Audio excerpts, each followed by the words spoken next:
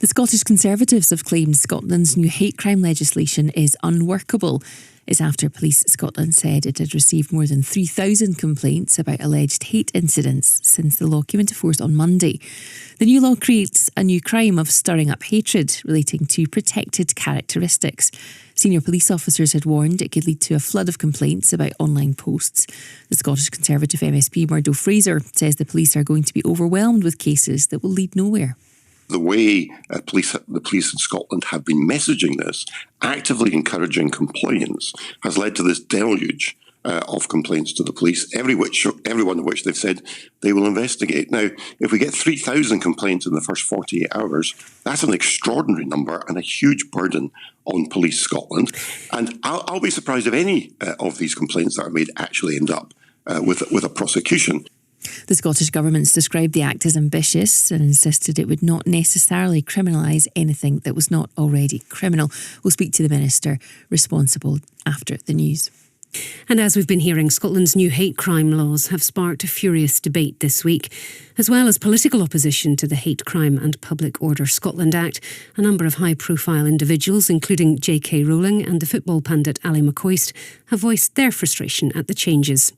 There are claims that the laws will damage freedom of speech and belief, but Hamza Yousaf says it'll help to stem a rising tide of hatred. Well, joining us is the Minister for Victims and Community Safety, Siobhan Brown. Good morning to you, Minister. Thank you for joining us. Good morning, Laura. We heard last night that there had been more than 3,000 complaints to Police Scotland since Monday when this law came into fruition. Have you got any update on those figures? No, I haven't. I have been listening to your show this morning, so I was updated on the figures when you announced them today. I do know that I was actually surprised myself on Monday to receive a call from Police Scotland about my complaint. So obviously this was a fake complaint that someone had done anonymously in my name and gave my office number. So I think this just shows the publicity and misinformation that's out there about this act, that people are making fake and vexatious complaints. I'm not saying all of them have been, but that's something that the government was warned about before this was introduced, though. We heard from Murdo Fraser half an hour ago. He said activists, opposition MSPs and the Police Federation had all warned there would be a huge influx of spurious complaints.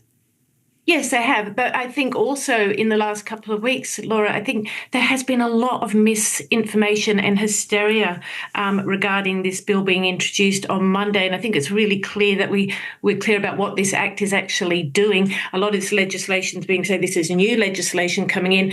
We've had stirring up hatred in Scotland for over 40 years and in England and Wales. And I know England and Wales have had stirring up hatred against sexual orientation and also against religion for 15 years. So we're bringing that into line in Scotland and adding other protected characteristics. But why do you think people are so confused then? Has the communication around this been poor?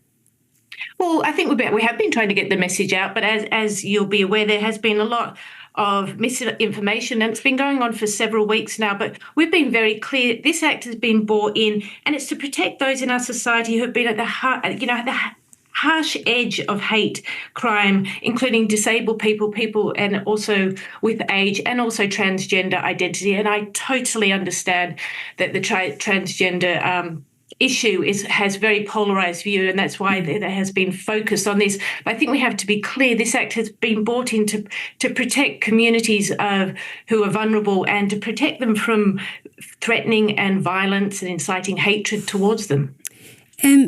Let's look at the transgender issue, because in an interview on Monday, you suggested that misgendering could lead to a person being investigated, but that it was a matter for the police. We now know that comments made on social media by J.K. Rowling, in which she misgendered several trans people and challenged the police to arrest her, they're not going to be treated as criminal by Police Scotland. I wonder, is it a failing that it's taken her to make such a public stance to the police to make all of this clear, that misgendering is not a crime now? Yes, I think we've been very, very clear. And even on my radio interview on Monday, I did say I was clear this is a police issue. I wasn't going to be tied into, is this a hate crime? Is that not hate crime? Because all incidents have merit on their own self. But is that a failing with the legislation, though, that nobody seems to know what's a crime and what's not a crime until the police decide? And there are then questions about whether that leads to police encroachment. So when this Act was debated back in 2021, I know there was robust debate and lots of amendments brought in, which was particularly to strengthen the freedom of expression. So it was, as you know, with the exception of the Conservatives, it was voted through all parties at the Scottish Parliament at the time. Now, what it would be to be a crime is to be threatening and abusive with the intent to stir up hatred towards an individual, and that this would cause this individual to have fear or alarm. Now, that is a very, very high threshold for criminality. And also, we've been very, very clear within this Act, this is not about restricting freedom of expression. It is protected. You could say something that may be offensive, but this is particularly about being threatening and abusive to cause fear and alarm to individuals who have these protected characteristics. And I think this is where we've got to be very clear. There's a very high threshold for criminality. Well, something else that we need to clear up then is whether or not J.K. Rowling's comments will be recorded as a non-crime hate incident. Yes, so one of the things that I know that Mr. Fraser was on previously before I came on this morning, Laura, is this has got the recording of hate crimes or incidents has got nothing to do with the legislation that came in on Monday. So I just want to make that very clear. He's not the only person asking, though. Your colleague, the SNP MP Joanna Cherry, has posted on social media asking if J.K. Rowling's investigation will be recorded as a non-crime hate incident. So do you think it will be or not? I could speculate. It's an operational matter for Police Scotland, but I also need to say Mr. Fraser's comments that Police Scotland were refusing to change the law and how they record incidents was not necessarily true, because I know that they have said publicly that they are in the process of reviewing that and how they record hate crime incidents. This is not something new. This has been happening for over 20 years, and I know it has been reviewed in England and Wales. It's a point that that some activists are worried about, that if they put something on social media, somebody complains about it because they are offended by it. The police look at it and go, well, actually, no, it's not inciting hatred. They decide not to prosecute, but then they record it as a non-crime hate incident. And something that Murdo Fraser did want to know is whether the First Minister would have complaints against him recorded as non-crime hate incidents, because he's had complaints against him as well since Monday. Yes, and so I'm not in a position. I don't know that information. That would be up to Police Scotland, and I know you have contacted Police Scotland for a comment, and that it is operational.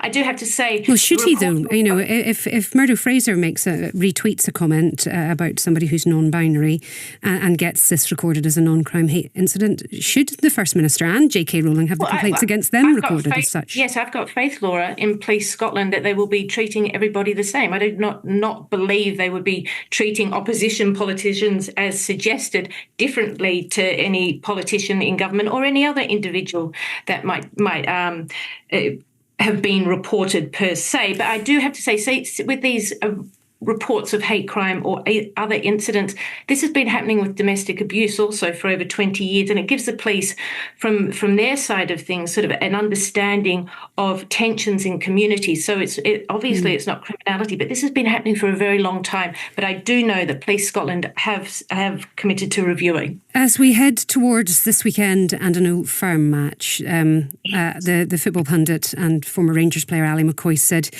he and 48,000 others would be in danger of breaching the hate crime law at that match this weekend. We know that rules against sectarianism have been in place for a long period of time. But what does somebody need to do at that match this Saturday in order for them to be subject of breaking the hate crime law? What would they need to say or post? Because that's the thing, though. People don't know what they're allowed to say or do. Yes, and I appreciate. I'm not going to comment on individuals' comments. But an example of something that they could say. I think as we've seen in the last couple of days with Police Scotland coming out and not making criminal offences, there's some of the things that have been in the media. It would have to be a very high threshold that somebody at these games would have to be inciting hatred. They would have to be threatening and abusive with the intent of stirring up hatred to an individual at one of these games, that the individual is in fear and in alarm. So if anybody would think going to a football game to behave in that manner, to cause an individual to be fear or fear of their life or an alarm, then that's up to the individual. But that would be what would happen with this Hate Crime Act. And I would truly hope that a lot of people attending a football match would not go there with the intention of doing that to individuals. Thank you so much for your time this morning.